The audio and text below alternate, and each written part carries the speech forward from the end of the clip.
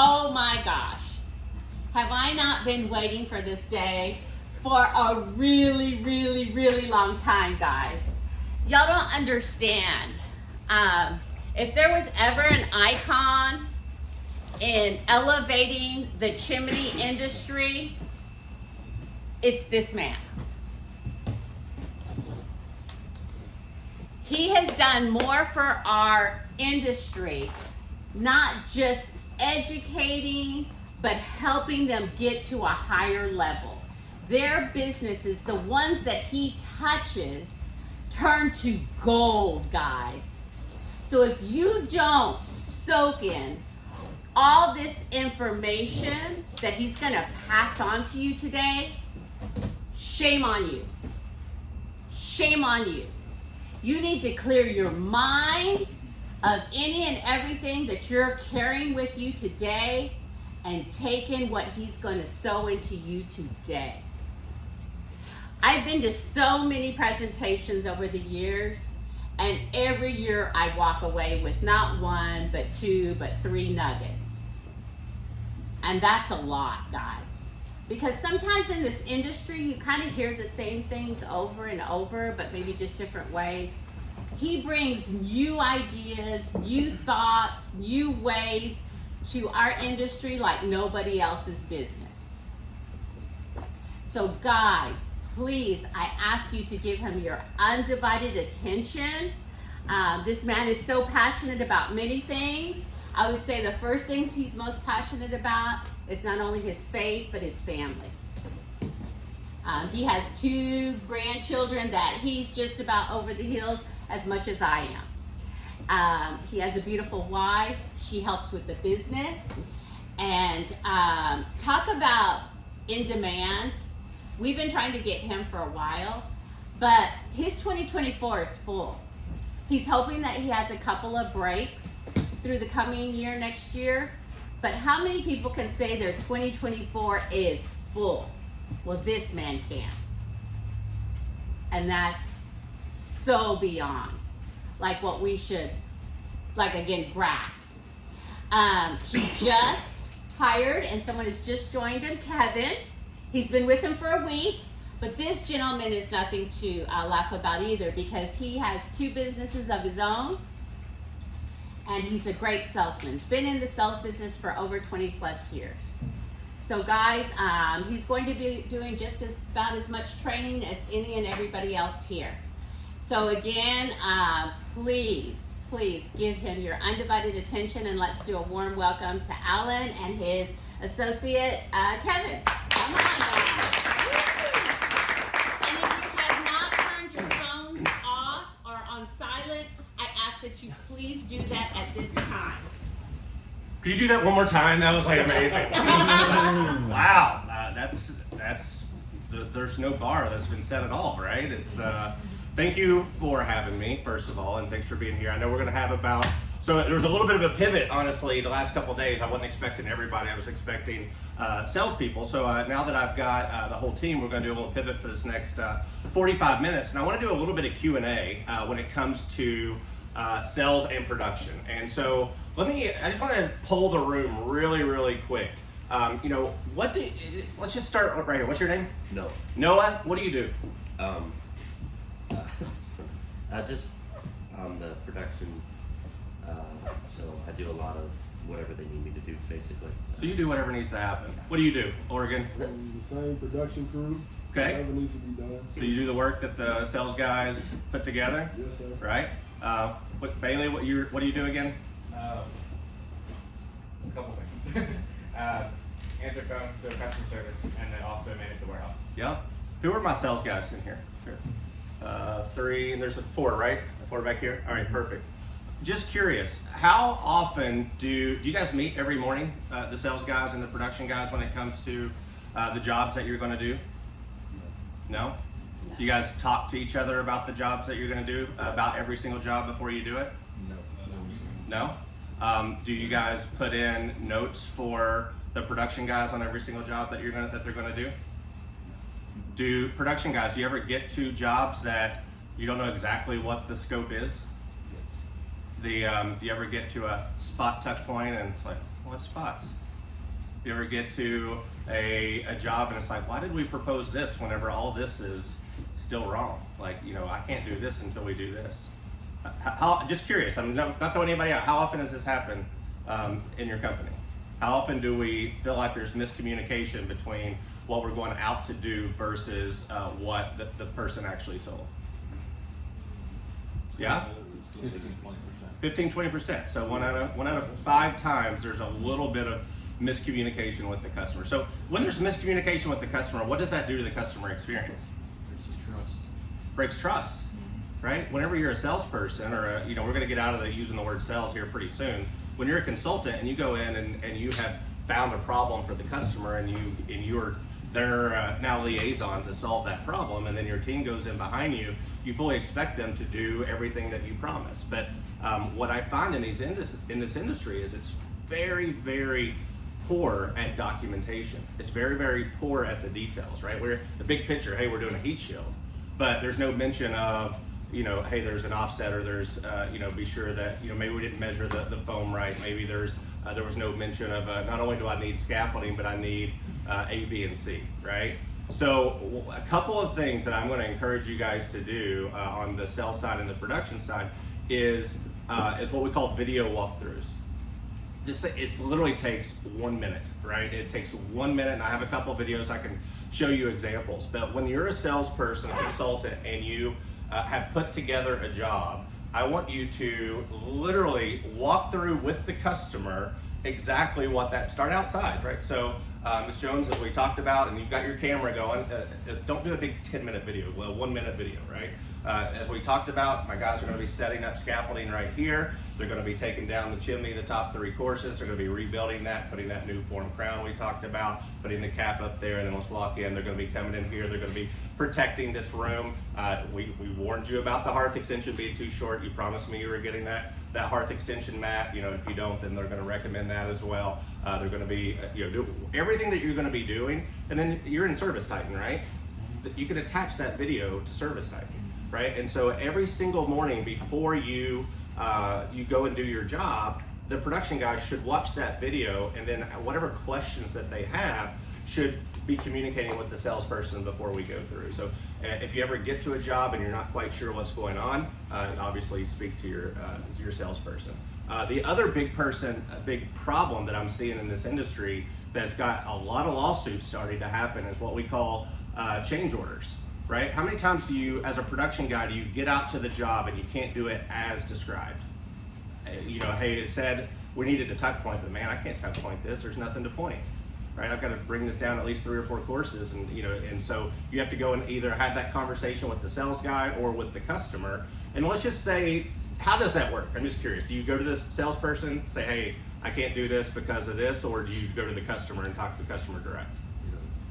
What's that? I usually go to You go to the salesperson, and then you call the customer. And so let's say you call the customer and say, hey, my guys got into this. It's a little bit bigger scope than we thought. You know, it's going to be an extra $1,500. And they're like, yeah, do what you got to do. What do you do at that point? We call a customer and get a quote. Right. So that your guys are on site, and hey, I got to do this. So you then stop right then, and you put a proposal together, send it to them, they sign it, and then the guys finish the work? No. So how does that, just curious, how does that work? I know for me personally, and you know, I think there was an instance recently where we had a job that the scope of the work was more than we anticipated. Mm-hmm. We couldn't get all the necessary photos that we needed. We got out there, we were supposed to attach an outside mounted chimney cap. We couldn't because the bricks were, you know, falling apart. Right. So we had to leave that job, and I had to send the customer a new proposal for the necessary repairs to put the chimney cap on. Okay, got it. So that's probably a little more extreme than what I'm talking about, and maybe this doesn't happen a lot here. This is maybe more of a northern type of issue, but anytime we have a change order to the actual originally proposed job, there has to be something in writing. And I just want to make sure that we're not just calling the customer and saying, hey, you know, it's going to be an extra 2 courses, extra $400. Are you okay with that? And I'm like, yeah, man, you do what you got to do. And then we just move forward and charge them another $400. I've had 2 lawsuits in this last year in my accelerator group where the customer did not sign off on additional work, and they're just playing dumb. Like, I didn't, this was the proposal I signed. So change orders, be sure you get them signed, right? Documentation. How often do you guys propose work for, let's just say it's a 4-day job and you finish in 3? Does that happen very often? Depends on the job. Depends on the job. Sometimes there's just a buffer time in there because unforeseen things that Sure. work out right, so. So do you ever have customers question that? Like, hey man, they told me you're gonna be here for 4 days, like you were only here for 2.5 or 3, like, am I getting some kind of money back here, or does that ever come up as an issue? We've stopped pricing our labor by the hour and priced it just as like, this is what it's gonna. Sure, but do the customers still understand that?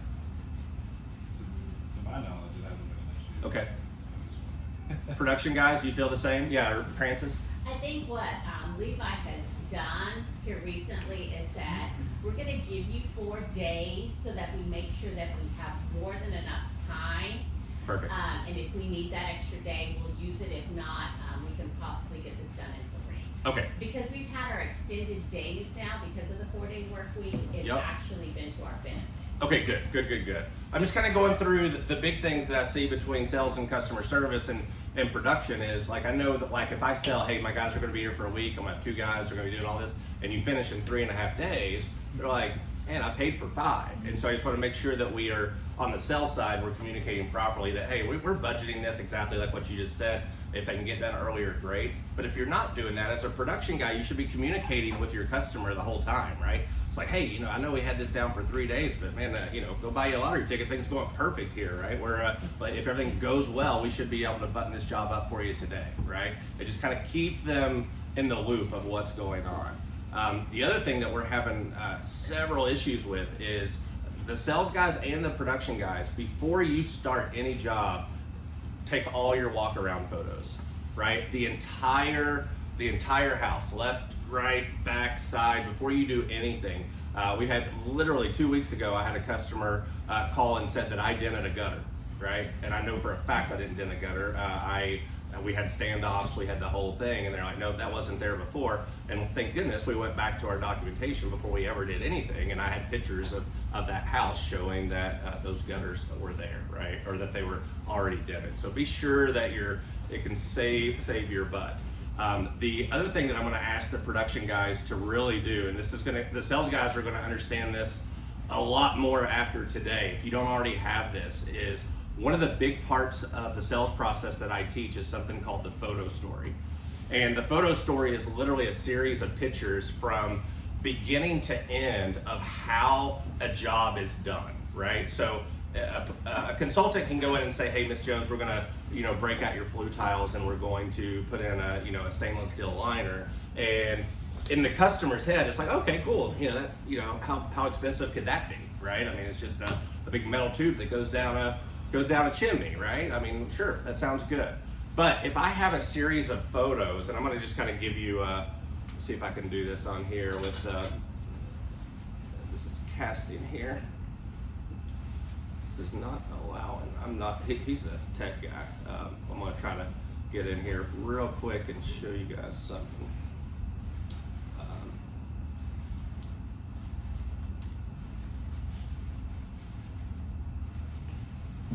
So these are like examples of photo stories, right? Can you see this?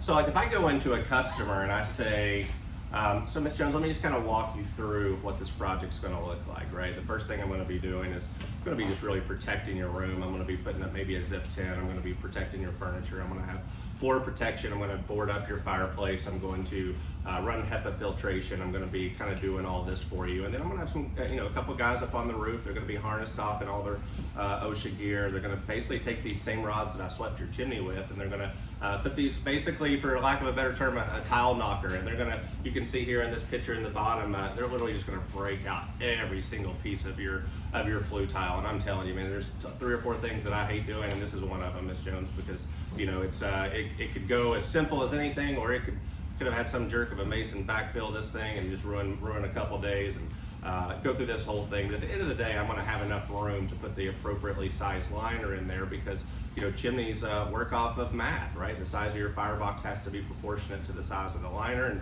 I can't get the right liner in there without removing all this. And you look here in the middle left, you're gonna see, I mean, it's a mess. I mean, my guys are gonna have to go bucket by bucket, taking this stuff out to the dumpster, and then we're gonna take it off. And then when I get done with that, I'm gonna come in, and then I'm gonna have my guys prepare for the line. I'm trying to see which one I don't have these labeled great.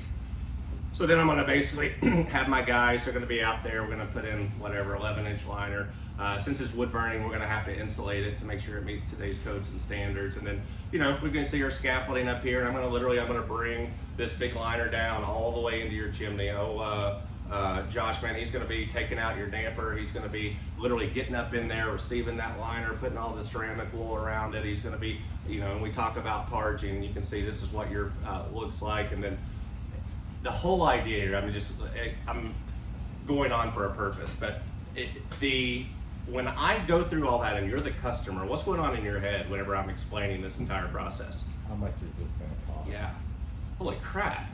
It's no longer that metal tube in the fireplace. It's like, Jesus, that is way more work than I thought it was. Like, how much is this going to cost? And so when we get into and we'll find this out with the sales guys, but most people that I train, the number one objection they get from customers initially is price, right? God, that's a lot of money. That's, you know, more than I was expecting. And so when we can go through a process like this, and we can show how much work it is and how much training it takes, how much safety is involved, all this kind of stuff, then all of a sudden, I always say they don't have to like the price, they just have to understand it, right? And so one of the things that I'm really gonna work with the team on, and this will be where you guys can really help out, is as you're doing these jobs, just think for a moment, stop and take a picture, right, of different parts of the process, and think how could that help the salesperson. You know, even stuff as simple as like crown coat or, you know, a crown seal. I mean, it sounds simple enough, right? We do it all the time. But if the customer goes to the sales guy and says, you're basically just smearing some fancy silicone up there, or, you know, you're just painting over cracks. Like, I mean, how much could that be worth, right? But if you go through and you show pictures of, hey, I'm still setting up my safety gear, I'm protecting your roof, I'm taping off, all the corners of the corbels, I'm taping off your tile around the expansion joint, I'm scraping this thing off, I'm getting it to a smooth surface, I'm filling in the big gaps, I'm doing my first coat, I'm watering it down, I'm doing my second coat, and you literally show pictures of all these things. All of a sudden, you know, this becomes, I understand why you're charging $800 for this, or whatever your pricing is. And so the more that we can amplify how much work it takes and how much, because you guys know you do it every day. I mean, this is not easy work, right? And so when people will diminish how much it's worth, that's because they don't understand how much work's involved with it. So from a production level, I definitely want to make sure that we are amplifying that. Any questions about any of that stuff?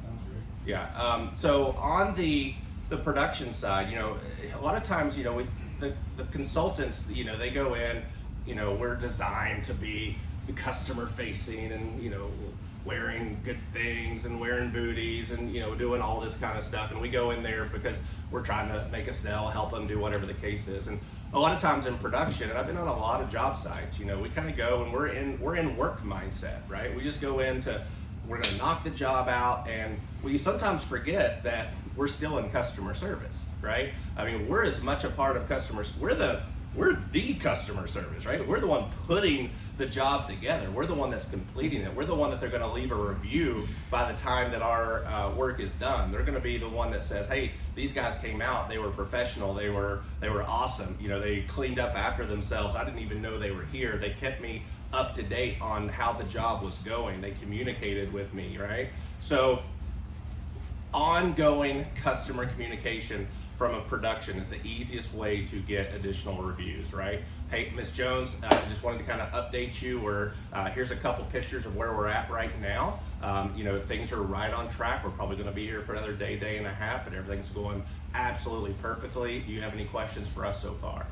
Take that time to deliver that experience to the customer, because it really does matter.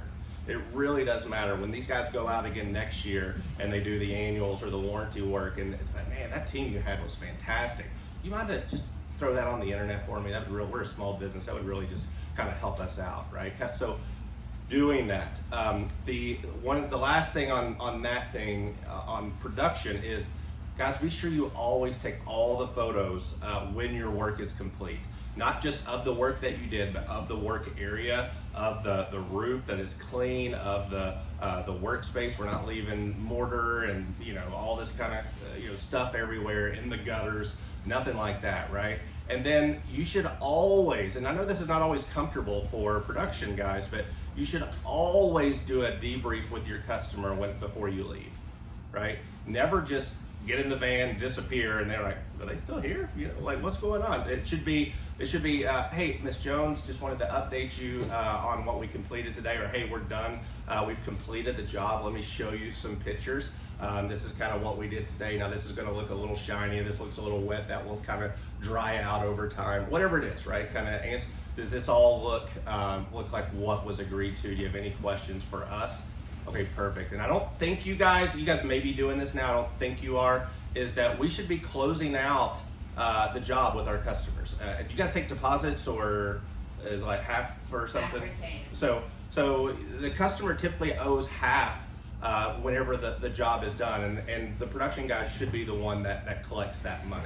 And so whenever you're done, it's like, hey, we're completed with the work. Have you sign off here on our Service Titan that we've done the work as agreed? And then it looks like today's balance is $6,200. Would you like to use the credit card on file, or would you like to do a check? Right? So I haven't seen your P&L, I haven't seen your accounts payable, receivables, anything like that. But if you guys can collect the money at the time of service, you're going to save your office, oh my gosh, so many headaches, and they will love you for it, right? And to the point where I would even make sure that there's some incentives in place for the guys to do that, right? I think that it's that important. So any questions about job photos, customer communication? Does any of this feel hard? Any of this feel uncomfortable? I mean, this is 101 stuff, right? I mean, it's nothing that should be too crazy. So I'm just kind of looking at a couple of the things that I wanted to make sure that I hit through. Yeah, perfect. And while you're doing that, Yep. our very most recent, the newest review that we just got said, and this was a day ago, and it confirms and enforces what you just said. This customer was overall happy with the service that they got from our company. They initially tried to get it through insurance, but it didn't go through, and he wasn't surprised. But got what I seemed a fair quote for the work that I needed. It took the amount of time that they said it would. They were very clean and professional, which was a big plus. Nice. Can't really inspect the work that was done since there's no way that I'm getting on my roof. But from the pictures I've seen, it looks good. Fantastic. I will definitely use them and recommend to anyone needing chimney work done. That's what he just said, and this is what the customer just said. That's and a beautiful everybody review. gets to read this. Beautiful Because we review. send our photos to our customers. Yeah, that is absolutely a beautiful review. And then, and again, I know a lot of this is a sales function, but at the end of the day, just reminding them, especially if you're doing stoves or heat shields, things like that, just a reminder, you've invested a lot of money into your system. In order to maintain those warranties, they do require the annual inspection. You should make sure that they have a warranty card, all those kind of things as you're closing out the job. So I do want to leave some time for questions for the production guys. Are there things around systems, processes, things that you guys need to do your job better, things that and like sometimes this gets uncomfortable when there's sales and production, but at the end of the day, are there things that you need from the sales team? Because I'm going to spend the next 7 hours with the sales team trying to help them sell more jobs for you guys, right? Keep you busy. Are there things that you need done better? Are there things that you wish was different? And so we can't promise we'll do them, but are there things that you would like to see different than what we're doing today? More thorough photos. Okay. So help me understand what that looks like for you. Like, it's not an all the time thing, but sometimes you'll come across a job the photos aren't as in depth as they could be. Yep. And you'll, even within like a fluid inspection, you might see something that wasn't necessarily spotted right. by somebody. Yep, fair enough. Always, so, and this is one of the things with my associate here, we're talking about that always take outside in pictures, right? Like, I mean, it's I take on average 80 pictures at a job, right? On average, and I probably use about 20 of them in a report. But I take way more pictures than I need, all the way around the house. A full view of the chimney, getting closer. I mean, if your pictures are just close-ups of mortar joints missing, that does nobody any good, right? It needs to be a full view. One of the softwares that I go over with the sales guys, this doesn't translate well in a classroom, but I just want to kind of show you one of the things that I will have them start doing on their pictures, and this is just very, very simple and easy, right? So this is doesn't matter, you don't have to see close up, just a regular chimney, and I inspect it. But with this software, I have this little zoom feature, and I do this live with my customers, right? So I kind of will zoom in and I will walk them through, here's all the algae and the mold, and here's the openings and all the little things that you can't really see with the eye, but this is the way that water sees your chimney, right? And water's getting into all these areas, and you can see right here we got quite a bit of deterioration, and so I'll have them kind of start pointing and doing some things like this, right? And then when we're doing, like if we're doing spot tuck pointing, or we're doing, let's see if I have a couple, if we're doing vertical cracks, or we're doing missing mortar, I'll have them, kind of mark these things up where they're at. This is 12 feet into the chimney. If I'm doing some, trying to see if I have any other like major one. This is a perfect, this was a house job that we did, right? So grind out this entire crack here and fill with mortar joints. This was a whole area here. Like this is the area that we're focused on, roughly 1 hour of time. And you can kind of go through, this is a big one that we did, that this is where we're gonna repoint, put expansion joints, so we need a new lintel here. And just really, the more detailed you can get for the customer and for your production guys, the smoother that whatever you promise that you're going to do is going to get solved. So, so very, very good point. Like even like on this one, this was hey, we're going to basically rebuild from here up, right? Anything that you can do to really kind of help the customer understand, and more importantly, the production guys, because you can tell something all day long, but if it's not in writing, or if it didn't happen, right? I mean, if it's just something oh yeah, they'll do that, right? I mean, they're not going to note it. They don't necessarily know that if you don't put it into the notes. So definitely that's something we will absolutely work on, is good photos. Well, even to a point, you made a point of the little video work site. Yes. I even agree with doing something like that. I used to do that within the means of like boulder mitigation Yep. and insurance, because it does make the process a lot smoother from an outside perspective.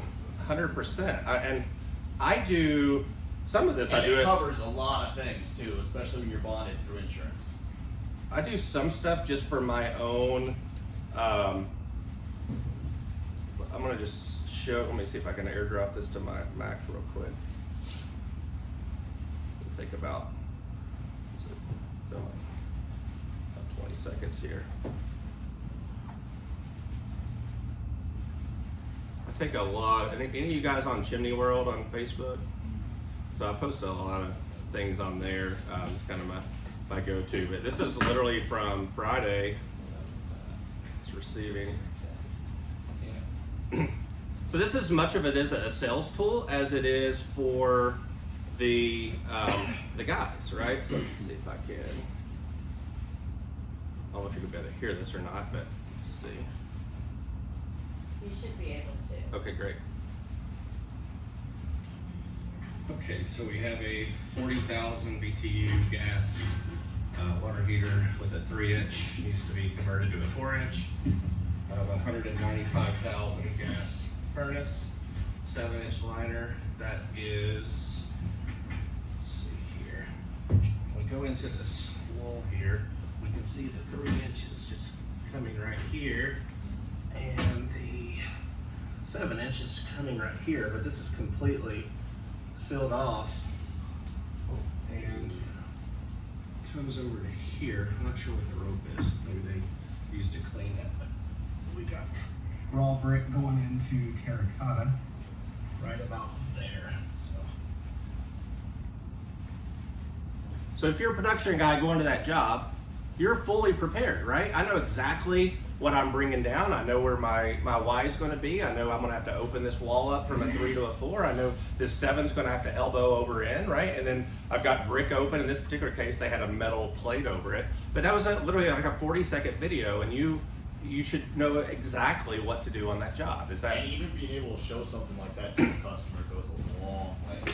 Well, this I told this customer, I was like, I don't want to scare you, but man, this was a very dangerous situation. I said, and that was the fireplace it was venting right under, and I was waiting for the whole thing to come in. And then I'll show you one more just to give you, this is just more as for fun as it is for the purpose, but let's see, send this over. So this one's a slight bit longer, so. Well, while this is coming over, any other production needs, questions, things to make your job easier, even if it's not from the sales guys, if it's from management. I mean, they brought me in to help you guys make more money. Simple as that. To sell more, to grow, to make your jobs easier, get you home earlier, work safer, work more smart, reduce frustrations on the job, things that are preventable. So this is kind of like, you don't get a ton of moments like this in your business where you got the owners right here and you have free range to, hey, it would be nice if we had this, it would be, this is a frustration. Think about all the times you're just pulling your hair out. It's like, if I could take away 2 things in the chimney world, I would take away air tubes and baffles. I'm more likely to cuss on an air tube and a baffle than anything, right? So these are the moments that when you have those frustrations, like, what can you do better, right? What can they do for you? So be thinking about that, and then let's see if this will play. This was literally from 2 weeks ago, and I put this on Chimney World, so you may have seen it, but this is absolutely amazing. All right, here is one for the ages. So masonry fireplace, one flue, terracotta coming out the top, clean up here. Clean out clearly shows terracotta all the way to the top.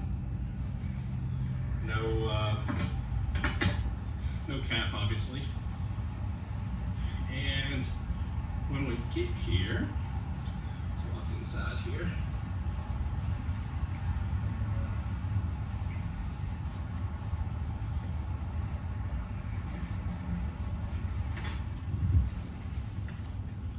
So this is do you guys tarp your rooms? Do you use the runners? Are you always wearing booties? Okay, perfect. I mean, it's amazing how many people don't. So when we get here to a manufactured prefabricated fireplace, when we got here, there were birds, swifts, 3 of them, dead in the damper. But we have prefab pipe going as far as we can see. So we're about ready to run the camera. Is that not awesome? Does anybody know what happened there? Does anybody have any guesses? They just turned it into the flue at some point. Yeah, it literally went up probably like maybe 5 feet and then thimbled over into the terracotta.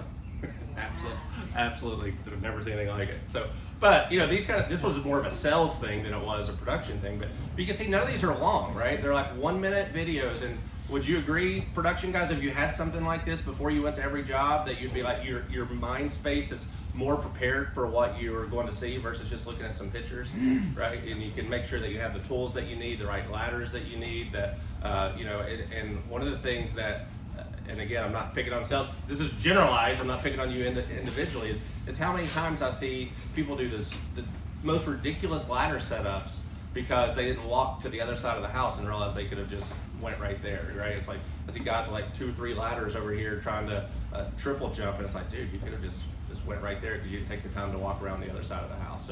So when you take your pictures, right, when you do your walk around, that's when you're going to see all the setup points. I tend to make recommendations. I tell them, hey, my guys are going to do what they need to do to be safe. I've built in, advanced staging, which could be a series of lifts, scaffolding, ridge hooks, things of that nature. But if I was doing this job, and I'll usually take a picture and I'll use that software and say, typically I would set up here and then I would do a running board here, whatever that looks like to help the customer visualize that job, right?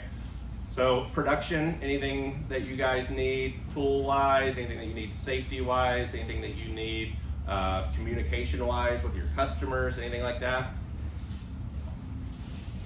Just more documentation. More specific documentation. Okay. That would be great to Yep. see photos of like Haro, this is where I think the ladder should go. Yep. This is where the scaffolding Perfect. is best. Yep.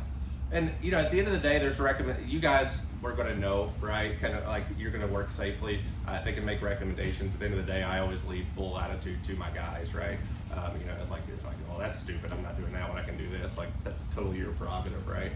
One of the things I have not looked at, I have not seen your guys' inspection reports. I haven't seen your forms, so that's one of the things that I will take a look at, you know, at some point, and maybe there's some different things that we can add to the forms to make sure that the guys are putting in things that you may need that are currently getting left out, but we'll kind of go through and look at that. Normally when I am working with a company, I come in and I'll do like this 8-hour kind of class, and then I have monthly meetings with either the owner or the sales manager, and then I come on site and I'll actually ride with the guys for 2 or 3 days every quarter. And like I said earlier, unfortunately my business is kind of stupid, right? I've created a job basically versus a business, so it's just me at this point. So there's only so much of me to go around, which is why I'm starting to scale a little bit. And you guys may see Kevin back here at some point along with me. So, but anything else? So we got probably another 5 to 10 minutes for production, guys. Anything that you guys want to talk about? Anything that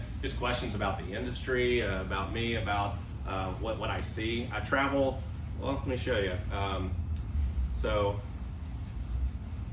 this is pretty much me, right? I mean, I've been in the chimney industry for about right at 12 years. I've been in the sales industry for 25.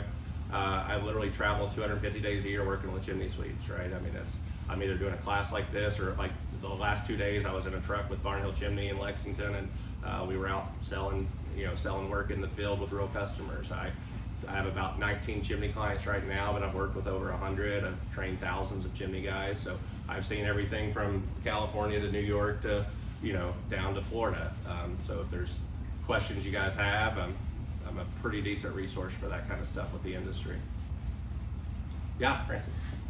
Just on this side of it, I think what's so important too is to do what's on the work order, Yeah. unless it has been discussed with the office and the customer. Yeah. So like if we don't set up scaffolding, Yep. because maybe it doesn't need to be needed after all, Yep. then let us tell the customer that we're not Yeah. doing it, because it breaks that trust again. 100%.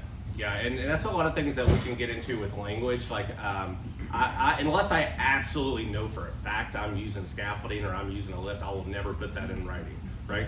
I will use a generic line that says advanced staging, that says includes a series of optional safety setup due to the discretion of my production team, that could include blah, blah, blah, blah, blah. Because if you put scaffolding on the order and they don't use it, they're gonna expect a refund, or they're gonna be like, why didn't you do what you said you were gonna do? So a lot of that you can avoid just by having the right language in the proposal. But your point is 100% valid, that if there's something in writing that you can't do or not want to do, that needs to be communicated back to the office so that they can, or they may say, hey, just talk to the customer about that, but don't just skip it, right? Because people are gonna be like, well, why did you charge me for that if you didn't do it? That's a really good point. Doug, is there anything specific that you'd like to have your production guys here or to work through? Well, I think more like we talked about is scope creep. Yep. Is that when you get out there, so sometimes it doesn't, well, I could do that without setting scaffolding. Yep. But the customer had, for whatever reasons, wanted scaffolding, they Yep. had sold scaffolding, they want to see the scaffolding. Yep. And then the scaffolding's not there, and you've changed the scope. Yep. Right? Without connecting with anyone. Yep. And the lady said, well, somebody fell off my roof 2 years ago. Right. And I only have scaffolding. So they weren't privy to that. Yep. So oftentimes there's more happening. Yep. And so you can't change Yep. until you visit with the office, because oftentimes there's a reason. Yep. Or they might want to call the office and say, hey, what's going on here? How about this? So it's that communication with the office before anything 100%. changes.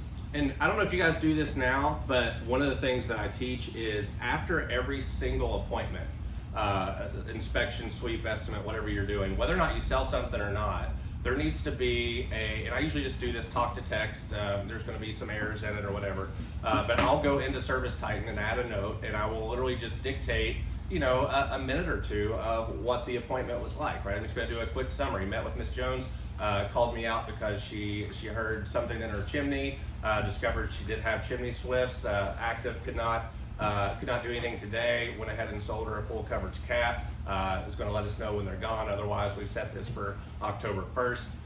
Not using the fireplace, so did not do an internal inspection, but was not concerned at all about the deterioration on the outside of her chimney, just wanted the cap.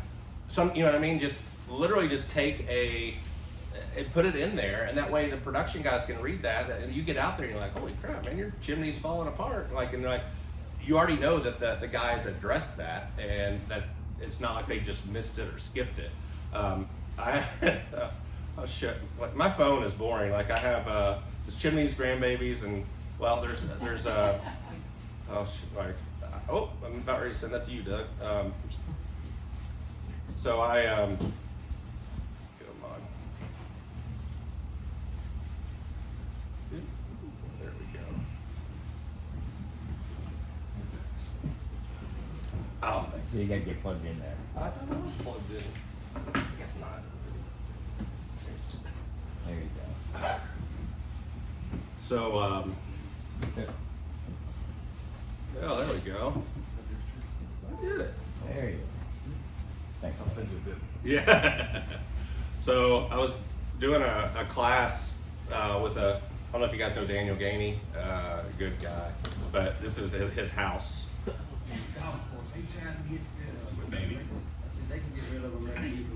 But you never know what you're gonna see. But that's not why I was getting on my phone. I just happened to What see kind it. of dog is that? Yeah. Yeah. So we had this one literally yesterday. Come on there. Levi one time had a dog climb the ladder and get on the roof with him. I've had that happen too. Yeah, he turns around and there's a German Shepherd Yes. kind of like, hey, what are you doing in our chimney? I was like, what the? So we had this one yesterday. This is in Lexington. That's a beauty, huh? Yeah. Well, that was the call. That was the call. Needs minor tuck pointing. Yeah. So use it, but to picture it like this, you don't have to do a whole lot of notes, right? I mean, it's pretty clear. And they weren't using the system, so we just basically did a roof over. But yeah, pictures, documentation, explaining everything. It's very, very important. So, well, I know the production guys probably got work to do. If you don't have questions for me, I mean, you guys can roll out. I appreciate your time this morning. I said if you guys need anything or if there's things, just let Francis know to let me know. I'll be happy to help, if I can help you guys. But I'm going to work with your sales team, try to streamline things, sell a little more, make things a little more profitable, get a little bit more money for everybody, and kind of go from there. So thanks for attending. So. Okay guys, so go ahead. There are some donuts and coffee if you'd like to get